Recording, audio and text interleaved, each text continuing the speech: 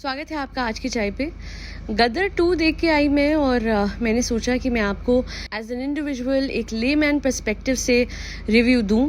ये कोई बहुत प्रोफेशनल रिव्यू नहीं होगा, पर हाँ, जो भी दिल से मुझे ये मूवी लगी मैं वो आपको बताऊंगी। एंड बिल्कुल इसमें स्पॉयलर्स होंगे, तो अगर आपको इस रिव्यू में स्पॉयलर्स अवॉइड करने हैं तो आप इस टाइम स्टैम्प पे जा सकते हैं। यहाँ पे मैंने आपको ये बता दिया है कि आपको देखनी चाहिए गदर 2 की नहीं देखनी चाहिए, बिकॉज कुछ मूवीज तो ऐसी होती है ना कि अनबेरेबल होती है, एक बार भी आप नहीं देख सकते। तो ये ऐसी है कि नहीं है, आपको इस टाइम स्टैम्प से पता लग जाएगा। अगर मैं मूवी के शुरुआत की बात करूं तो स्टोरी लाइन जहाँ पे लास्ट टाइम छोड़ी गई थी वहीं से पिकअप करी गई है। सनी देओल तारा सिंह बने हैं, सकीना बनी है Amisha Patel, and movie start होती है by taking you down the memory lane.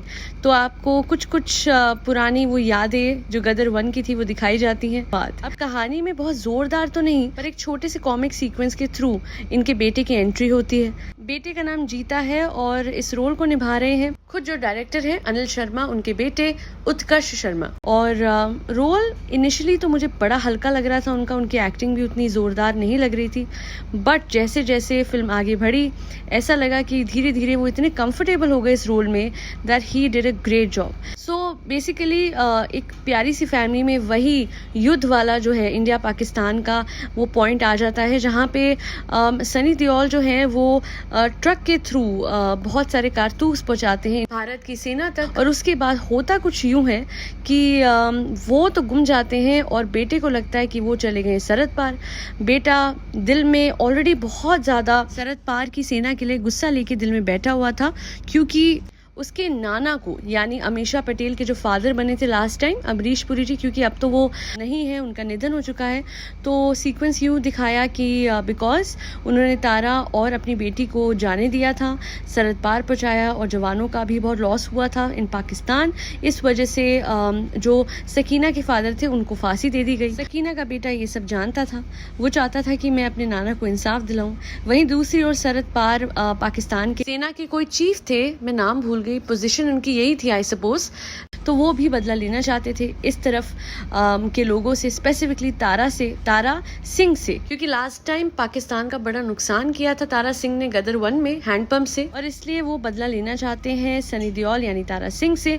अब होता कुछ यूं है कि एक सीक्वेंस दिखाया जाता है जहाँ पे जो पाकिस्तान के चीफ थे उनको बहुत ही ज्यादा जुल्म करते हुए दिखाया जाता है और हिंदूज विद इन पाकिस्तान। और जैसे कि मैंने बताया था, ये सारी नफरत उनमें आई है पार्टीशन को लेके, जबकि पार्टीशन के दौरान दोनों ही तरफ बहुत नुकसान हुआ था। बट ये जो कमांडर थे इन्होंने ठान ली थी कि किसी भी तरीके से तारा से बदला लेना है। मीनवाइल अब यहाँ बात आती है लॉजिक की। तो ये वो फिल्म है जहाँ पे काफी हद तक आपको लॉजिक और दिमाग दोनों घर पे छोड़ के जाने पड़ेंगे। अगर आप लगाने लगेंगे तो आपको बहुत हंसी आएगी, और वो भी कुछ बुरा नहीं है। इनफैक्ट सच बोलूं तो मैंने बहुत एंजॉय करा कि कैसे डायरेक्टर ने कहीं भी लॉजिक लगाने की कोशिश ही नहीं करी। और मुझे लगता है लोगों ने कहा सर गदर 2 बना दो, तो उन्होंने बोला आ जाओ दिखा देंगे, तारा और सकीना को देखना है आ जाओ दिखा देंगे, चमचम करता आया मौसम गाना सुनना है आ जाओ सुना देंगे। लॉजिक सॉरी, इतने पैसे में इतना ही मिलेगा। बहरहाल जैसा कि मैंने आपको बताया, तारा सिंह को ढूंढते उनके बेटे आए सरहद पार पाकिस्तान में, और वहां से उनकी खोज शुरू हुई, जहाँ पे और भी लॉजिक उड़ते जाता है। इतना आसान है कि दूसरी कंट्री चले जाना, इतना आसान है चीजों को चेंज करके, नकली पासपोर्ट। उस दौरान तो आप समझिए ना, ये उस दौरान की बात हो रही है जब दोनों ही कंट्रीज एक दूसरे पे लड़ाई के माहौल में थी। तब बॉर्डर पे काफी स्ट्रिक्टनेस थी, तो कहीं ना कहीं इस तरीके से आराम से बस में बैठ के आ जाना from India to Pakistan, that doesn't make sense. But यहाँ पे सेंस नहीं लगानी है, ठीक है, नहीं लगानी है, याद रखिएगा। आगे बढ़ते हैं। बेटा आ गया, ढूंढने की कोशिश करता है। पाकिस्तान के ही फौज के कोई मेन थे जिनसे वो मिलता है, और उसके बाद वहाँ पे वो बावर्ची लग जाता है। हाँ, वही घिसी पिटी कहानी। जी हाँ, बेटी से प्यार हो जाता है, प्यार में पागल बेटी उसकी मदद करती है आगे बढ़ के उसके फादर तारा सिंह को ढूंढने के लिए। इस दौरान पता लगता है कि ट्रक चलाने के दौरान जब वो कारतूस दे रहे थे इंडिया की फौज को, तो उस दौरान पाकिस्तान की फौज से झड़प में वो एक नदी में गिर गए थे, और उसके बाद बहते बहते बहते अपने देश वापस आ गए।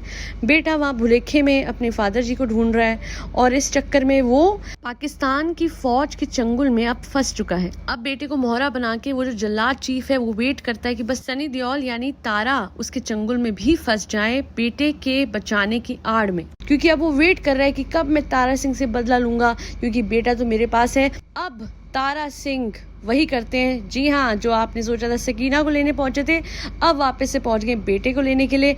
एंड मीनवाइल हैंडपंप वाला सीन आ ही जाता है। अब आता है मज़ा। जी हाँ, अब आता है असली बढ़िया वाला मज़ा, जब हैंडपंप को दिखाया जाता है और पूरी की पूरी जनता कहती है, मतलब ये हुई ना बात। और ये मैं आपको लिख के दे सकती हूँ कि जनता बहुत इंजॉय करेगी। राइट फ्रॉम द हैंडपंप वाला सीन, अब जो है मूवी वो ऊपर ऊपर ऊपर जाती है और टूवर्ड्स द एंड में कहूँगी बहुत ही बढ़िया बन जाती है। इतनी बढ़िया कि जब मूवी ख़त्म हुई तो उसके बाद जब क्राउड उठा तो सबने तालियां बजाई। तो मैं ज़रूर बोलूँगी कि इनिशियली मूवी स्टार्ट होती है, क्या हो रहा है, मतलब नॉस्टैल्जिया के बाद वाला पॉइंट जो है उसमें होता है ये क्या हो रहा है भाई, व्हाट, ये भी हो गया, ये भी हो गया, यहाँ भी पहुँच गए, वहाँ भी पहुँच गए, अच्छा कंट्री क्रॉस भी कर ली, ओके, अच्छा अब तारा जी भी पहुँच गए, ओके फाइन, अच्छा बेटा और तारा जी गाना भी गा रहे हैं, वेरी गुड। बट यहाँ पे उनको भागना है ना पाकिस्तान की फौज से। उसके बाद जो एक वो फाइट का सीक्वेंस शुरू होता है, बेटे की जो वो महबूबा है या बेटे की जो गर्लफ्रेंड है पाकिस्तान में, उसको भी तारा जी साथ ही में बेटे के समेत लेके आ रहे होते हैं। एंड मीनवाइल अब वो जो पाकिस्तान का जल्लाद चीफ है वो एक जाल बिछाता है जहाँ पे बेटे की गर्लफ्रेंड के जो माँ बाप है उनको हथियार बनाया जाता है, और भी जो कैदी थे हमारे जो फौजी थे उनको एक तरीके का मोहरा बनाया जाता है तारा को ट्रैप करने के लिए, तारा सिंह को ट्रैप करने के लिए। बट कोई गोली हमारे तारा सिंह पे नहीं चलती और अंत में हाथ का यानी 2.5 किलो के हाथ का जोर काम आता है। और जैसा कि आप सबको पता ही होगा, सनी पाजी ट्रूली कमाल दिखा जाते हैं और टुवर्ड्स द एंड मजा आ जाता है।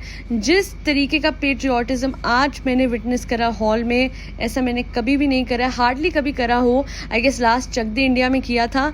आई मस्ट से मूवी मैंने थरली एंजॉय करी। लॉजिक जब नहीं था मैं तब भी हंसी और मैं बीच में रोई भी थी और लास्ट में मेरे गूज़बम्स भी आए। And that's why I believe all of this makes this movie a complete package and a one time watch. जाइए, खुद देखिए, फैमिली को दिखाइए, एक बार आप जरूर देखिएगा इस मूवी को and you will thoroughly enjoy it. Dialogues थोड़े इधर उधर मुझे लगे हैं, वीक लगे हैं बीच में, बट लास्ट में everything was polished and great. यही अगर पूरी मूवी होती तो सोने पे सुहागा होता।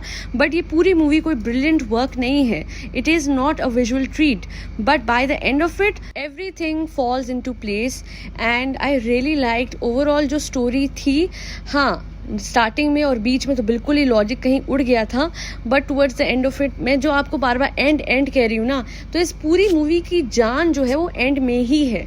और इस तरीके से सब कुछ दिखाया गया है कि आई एम श्योर ओवरऑल आपको क्लाइमैक्स भी पसंद आएगा। और अमीषा पटेल की एक्टिंग भी ठीक थी। हाँ, बहुत ज्यादा रोल नहीं था, एक्टिंग अच्छी करी उन्होंने। और हाँ, यहाँ पे किसी भी तरीके से किसी भी रिलीजन को बुरा नहीं दिखाया गया। इनफैक्ट सिर्फ इतना दिखाया गया है कि कुछ लोग पॉलिटिक्स को इतना ज्यादा एग्जैजरेट कर देते हैं, कुछ लोग अपनी नफरत में इतना ज्यादा डूब जाते हैं, किसी सही और गलत का फर्क जो है वो भूल जाते हैं। और वो जो जल्लाद चीफ था वो भी भूल गया था, क्योंकि वो चाहता तो इस बात को समझता कि जब पार्टीशन हुआ था तो दोनों ही तरफ का नुकसान बहुत हुआ था, सिर्फ एक तरफ का नहीं हुआ था। और एक दूसरे के धर्म के खिलाफ नफरत फैलाना गलत है, क्योंकि आखिर में जैसा कि सनी देओल जी ने कहा है, आम जनता तो इत्थे भी शांति चाहती है ते उत्थे भी शांति चाहती है, ते हैगे कौन लोग है ਜਿਹੜੇ ਲੜਾਈ ਕਰਾਉਣਾ ਚਾਹੁੰਦੇ हैं। ਤੇ ਸਾਰਿਆਂ ਨੂੰ ਪਤਾ ਹੈ ਕਿ ਇਹ ਸਿਆਸਤਦਾਨ ਹੈਗੇ ਨੇ, ਜਿਹੜੇ ਪੋਲੀਟੀਸ਼ੀਅਨ ਹੈਗੇ ਤੇ ਉਹ ਹੁੰਦੇ ਆ ਜਿਨ੍ਹਾਂ ਨੂੰ ਲੜਾਈ ਤੋਂ ਕੁਝ ਵੀ ਮਿਲਦਾ ਹੈ। ਜਿਹੜਾ ਆਮ ਆਦਮੀ ਹੁੰਦਾ ਹੈ ਉਹਨੂੰ ਕੁਝ ਵੀ ਨਹੀਂ ਮਿਲਦਾ, ਖਾਲੀ ਹੱਥ ਰਹਿ ਜਾਂਦਾ ਹੈ। ਤੇ ਜਦ ਵੀ ਯੁੱਧ ਹੋਇਆ ਹੈ, ਜਿਹੜੇ हमारे जवान है नाल आम आदमी,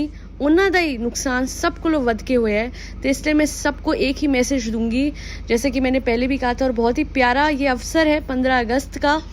मेरा भारत बहुत प्यारा है, मेरा देश बहुत प्यारा है। जितना हो सके प्यार फैलाइए, अपने धर्म की रिस्पेक्ट कीजिए, बाकी सब धर्मों को भी रिस्पेक्ट दीजिए, अपना धर्म दिल से मानिए। और अगर मेरे देश में सबको अपने धर्म से मतलब हो जाए और दूसरे से हमारा मतलब कम से कम रहे, तो वो दिन दूर नहीं जब मेरा देश बहुत जल्दी प्रोग्रेस करेगा, इकोनॉमिकली, फाइनेंशियली, और सबको साथ लेके हम लोग आगे बढ़ पाएंगे। बिकॉज कहीं ना कहीं इन लड़ाइयों में हम लोग पीछे रह जाते हैं और इसमें हमें मैनिपुलेट कौन करते हैं हमें सब पता है। मैं किसी एक पार्टी को नहीं बोलूंगी, किसी एक पॉलिटिशियन को नहीं बोलूंगी, ओवरऑल कहूंगी कि जितने भी लोग हैं please respect each others sentiments and religion. And मेरा देश इतना प्यारा है, इसमें अगर हम सब प्यार से आगे बढ़ें, एक दूसरे का हाथ थाम के आगे बढ़े, तो आई एम श्योर एक दिन हम ऊंचाइयां जरूर छुएंगे। एक दूसरे को पीछे खींच के कभी आगे बढ़ ही नहीं पाएंगे। मैंने पहले भी कहा था, अभी भी कहूंगी, I am proud to be an Indian, I love my India. जय हिंद, जय Bharat, happy independence day to every Indian out there.